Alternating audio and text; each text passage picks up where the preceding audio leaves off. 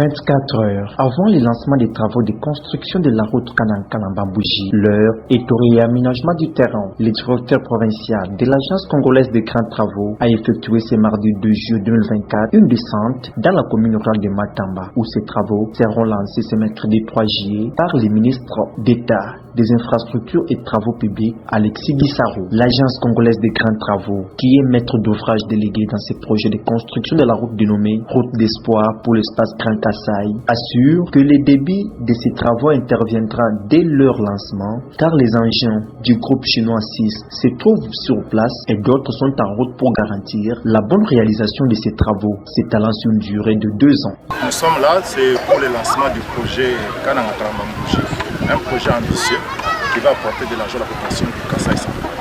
Cela veut dire que ce projet ici est inscrit dans les programmes sino-congolais, les contrats dont le 5e avenant a été signé au mois de mars par l'État. Ça dénote le caractère important de ce projet ici qui vraiment va booster l'économie de ce projet. Cette fois-ci, ça sera la bonne. Je demande à toute la population du Kassai central d'être optimiste et surtout de croire à la volonté du chef de l'État pour les devoirs de cette province. Tous les engins sont déjà là, là je peux vous rassurer.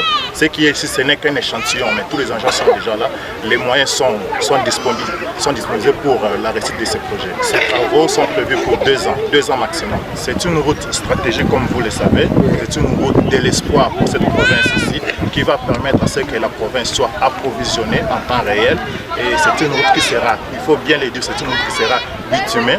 Nous aurons 7 mètres de largeur de la couche de gouvernement, plus 1 mètre de part et d'autre de la continuité.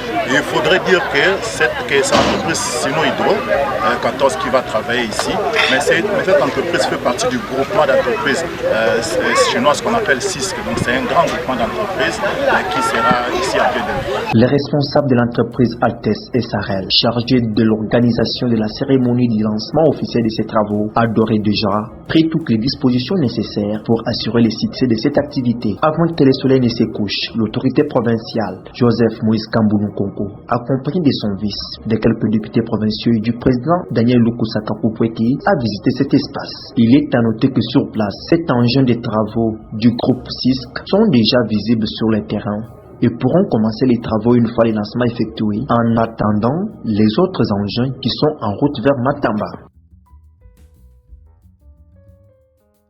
Merci à tous de nous avoir suivis. Aimez et abonnez-vous massivement à notre chaîne YouTube Tribeca Media. Au revoir et à la prochaine.